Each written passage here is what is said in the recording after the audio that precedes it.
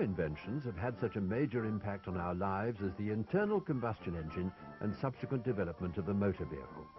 It's affected our work habits, social lives, and ultimately the appearance of the landscape. Looking back to the early pioneering days highlights the vast changes that have taken place, from municipal vehicles to the family car and motorsport.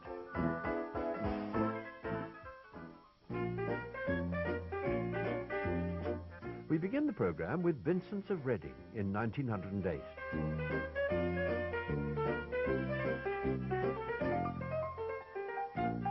Founded during the 19th century by William Vincent, the family firm produced its first Rolls-Royce body in 1906.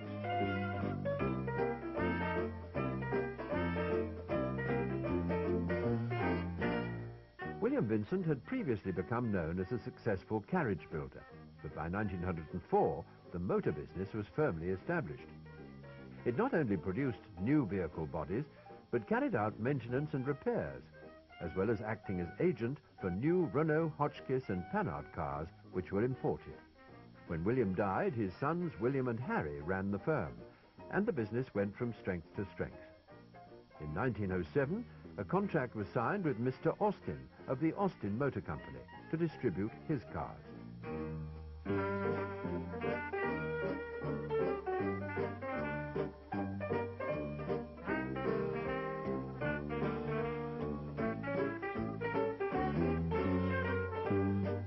In the year these clips were recorded, Vincent's displayed several vehicles at the motor show, including a drawing room limousine, which featured a hand-painted moulded ceiling.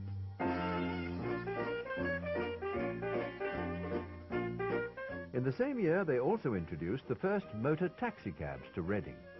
This was so successful that the fleet was soon increased from the original half-dozen cars, eventually to 24, and a fleet was maintained by the company right through to 1960.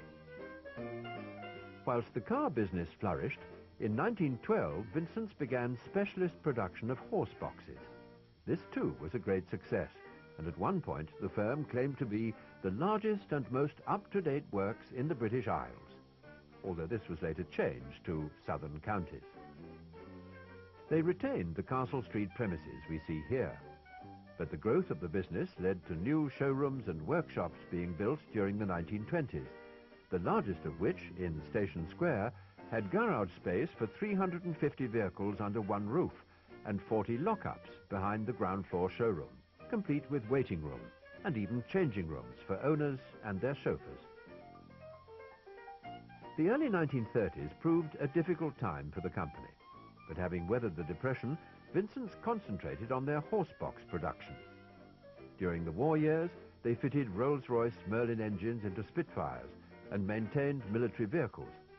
In peacetime, normal business was resumed, with new car bodies built on Rolls-Royce chassis displayed at each of the Earl's Court motor shows from 1948 to 52.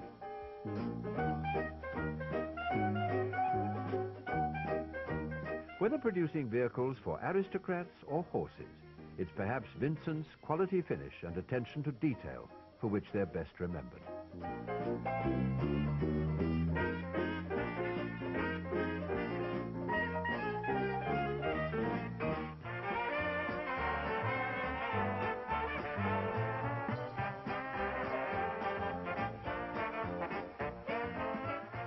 In the early days of motoring, petrol was delivered to customers by horse and cart in 2-gallon cans.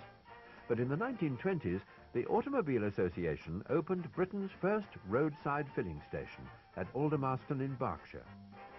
A far cry from the mini supermarkets of today, but what a welcome service that must have been to motorists of the time.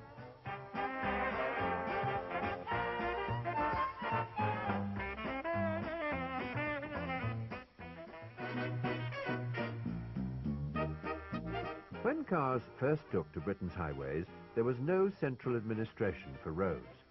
But in the early part of the century, the Roads Improvement Association started an inquiry which found many of the country's highways to be inadequate thoroughfares which hampered industrial efficiency.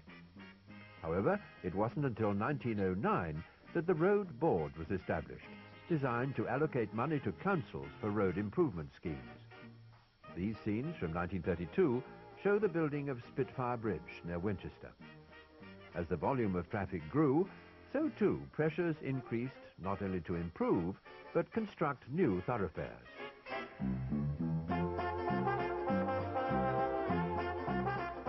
Replacement roads would need to be tough enough to withstand the rigors of rubber tires with studs, which could cause severe damage. Vehicles were also improved. Better handling and suspension were developed, and higher levels of comfort added.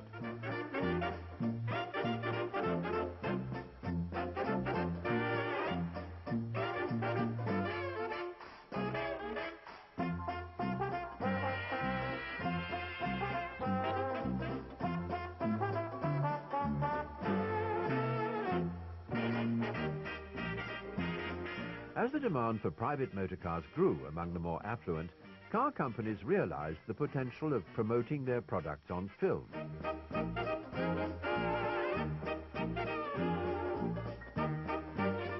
These clips of an early 1930s Ford being driven about the south of England probably whetted the appetites of cinema audiences of the period.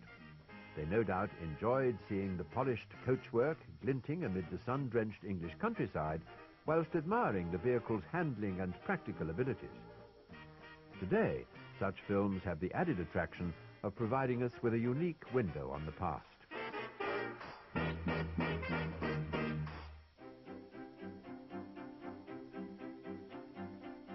Although steam dust carts were available from 1897, during the earlier part of the 20th century, refuse collection was still carried out by horse-drawn vehicles.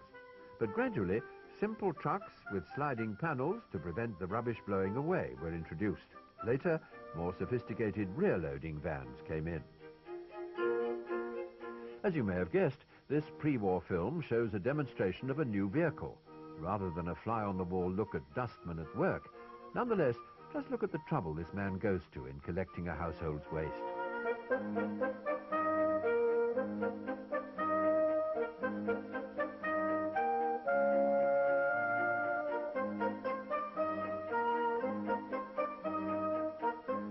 Local authorities have always needed a big fleet of municipal vehicles for rubbish collection. So not surprisingly, there were plenty of models to choose from. Prices varied, but most were between £300 and £400.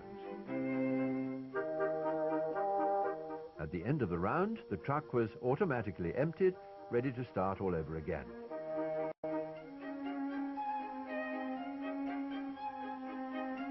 By 1939, those fortunate enough to be able to afford a family car looked for safe and reliable handling, which was something of a theme of this display of automatics held at Brooklands a few weeks before the racing circuit closed. Now watch the V8 and Prefect negotiate not only the posts, but each other. It's really a wonderful example of strength and stability of the car in general, and the steering in particular.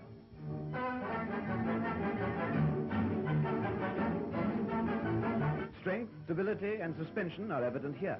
Slow motion shows how the Prefect takes the ramp with the greatest of ease. The transverse springs take the shock comfortably when the Prefect lands. So with the V8, up the ramp, through the air, and safely and firmly back to earth.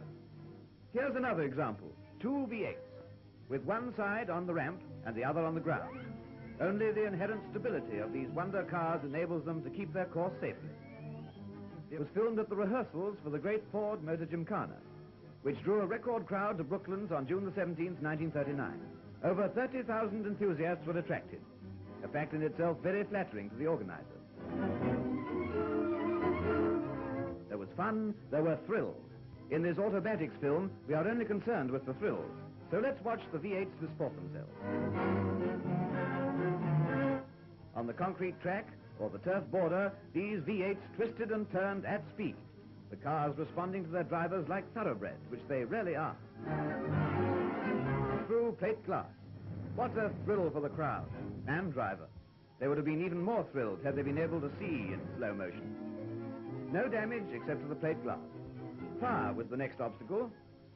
The man who said to his girl, "I'll go through fire for you," probably owned a V8. He now swanks that he'll go through two fires. What a man.